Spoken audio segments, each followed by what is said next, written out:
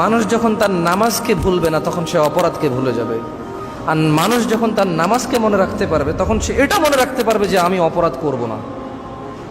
একজন মানুষ যখন 5 ওয়াক্ত নামাজকে মনে রাখতে পারবে যে আমার জোহরের সময় হয়ে গেছে, আমার আসরের সময় চলে আসতেছে, আমি নাঙ্গুলকোট থেকে কুমিল্লার দিকে যাব, দিনের বাজে 3:30, লাকসাম নেমে গেলাম 4টা বাজে, এই রে বাসটা চলে যাচ্ছে, চিন্তা করবে সে 4:20 হচ্ছে জামাত, বাসে উঠলে আমার জামাত শেষ, 20 মিনিট পরে উঠবো। যখন নামাজ তার নামাজিকে নামাজ মনে রাখতে সাহায্য করে, তখন নামাজ এই অপরাধীকে তার অপরাধ মনে রাখতে সাহায্য করে, যেটা অপরাধ, এটা অন্যায়, এটা করা যাবে না। এইভাবে নামাজ হেল্প করতে পারে। একজন মানুষ যখন দিনে 5 বার নামাজকে মনে রাখতে পারে তখন সে তার সমস্ত কর্মকাণ্ডই কি মনে রাখতে পারে, আশা করা যায়। এই জন্যই নামাজ অত্যন্ত গুরুত্বপূর্ণ একটি স্তম্ভ ইসলামের। এবং ইসলামে আপনি দেখেন রোজা বছরে একবার আসে 30 দিনের জন্য। দিনের বেলায় রোজা, রাতের বেলা কিন্তু মানুষ রোজা না। আপনি যদি দেখেন রমজান মাসটা, আপনি অর্ধেক দিন রোজা, মানে দিন পুরো কমপ্লিট দিনের এক অংশ রোজা থাকেন, এক অংশ আপনি খান। আমরা তো রাত আর দিন মিলে একদিন বলি, ঠিক না? তো তাহলে দিনের বেলায় যেখানে আপনি রোজা আছেন, রাতের বেলা আপনার রোজা থাকতে হচ্ছে না। বছরে একবার আসে হজ, বছরে একবার আসে সামান্য একটা সময়ের জন্য। এবং এটা অন্তত আমাদের দেশে 100 জনের মধ্যে 10 জনের ক্ষমতা নেই। ক্ষমতা থাকলেও এরা জানে না যে যেতে হবে। তো ক্ষমতার টাকা পয়সা থাকলেও মনের নাই, কিসের নাই? জ্ঞানের নাই। তা মূলত তার ক্ষমতা নাই।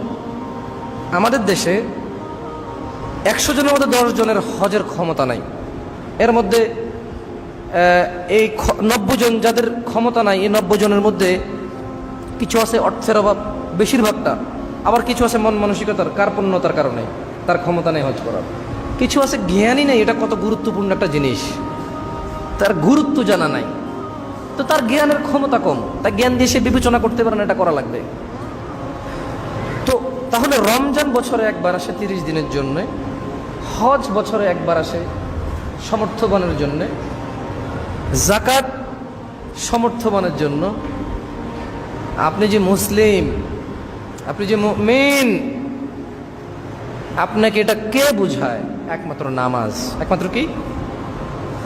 নামাজের জন্য সামর্থ্য লাগে না, নামাজের জন্য অর্থ সম্পদ লাগে না।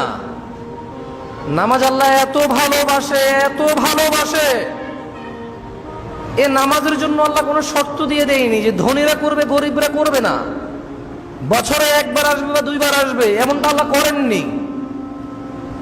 দিনে করবে রাতে করবে না, এমনটা আল্লাহ করেননি।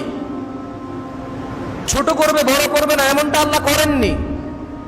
মহিলা করবে পুরুষ করবে না, পুরুষ করবে মহিলা করবে না, এমনটা আল্লাহ করেননি। এই নামাজের জন্য সুস্থ অসুস্থ মানুষ আল্লাহ পার্থক্য করেননি, যে জ্বর হলে নামাজ পড়তে পারবে না, কাশি হলে নামাজ পড়তে পারবে না। বোঝেননি? কালো মানুষ পড়তে পারবে, সুন্দর মানুষ পড়তে পারবে না, আল্লাহ এমনটা করেননি। এই ইসলামের মধ্যে এমন একটা আমল রয়েছে, শুধু একটা আমাল, যেটা ছোট বড়, ধনী গরিব, সুন্দর কালো, সুস্থ অসুস্থ সব মানুষকে করতে হয় এবং সব মানুষ করার অধিকার রাখে। এটা হচ্ছে নামাজ। এটা হচ্ছে কি? নামাজ। আপনি ইসলামের একটা আমল দেখান যেটা সবাই করার ক্ষমতা রাখে।